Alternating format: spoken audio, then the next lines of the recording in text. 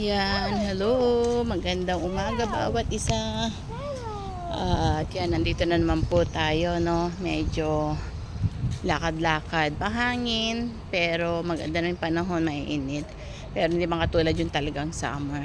So, thank God kasi may time po tayo na lumabas at pera, syempre mag-vlog.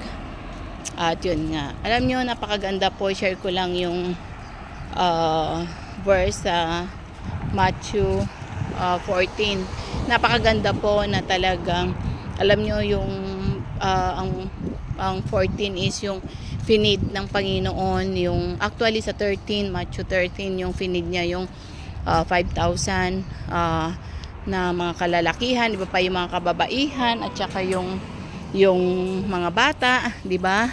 Sa pamagitan lang ng 5 tinapay at 2 isda. And then, pagpatuloy pa natin yun, sa verse 14 din na finid din niya yung 4,000 na katao at sa pamagitan ng 7 tinapay at maliliit na isda.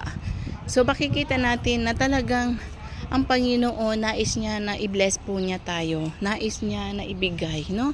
Hindi niya hayaan na magutom. Di ba sabi nga ng mga disciples niya na, Panginoon, pauwiin mo na sila kasi maggagabi na, wala nang makain, walang mabili, di ba? Pero sabi ng Panginoon, hindi natin sila pwedeng pauwiin, mahihilo sila dahil sa gutom. So alam ng Panginoon. Kaya ang sabi niya is, ano bang meron ka?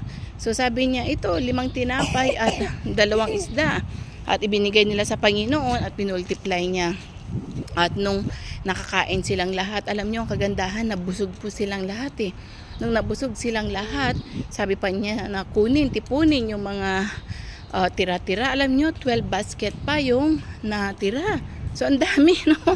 Yung 12 basket. So, 12 disciples po yung 12 disciples ang Panginoon. Meron siyang 12 disciples. So, tagi-isa sila ng basket na natira. Diba? Ganon ka bisa, ganon ka galing ang ating Panginoon. Napakabuti po niya, di ba? So, imagine niyo, yan ang nais ng Panginoon po sa atin na i-bless tayo ng ating Panginoong Diyos. At nais niya na talagang ibigyan tayo, pakainin, no? At isa pa na nakita ko doon is yung talagang pinupuntahan siya ng Panginoon, ng mga tao kasi yung nagpapagaling, marami din may sakit pala nung panahon ni Jesus Christ, no? Na talagang may mga pipi, lumpo, mga inaanuhan ng mga demonyo, marami. Pero ang kagandahan dito ay pinagaling niya. Sabi niya, naawa ako sa kanila, 'di ba? Sabi ng Panginoon. At pinagaling niya sila according sa faith ng mga tao din.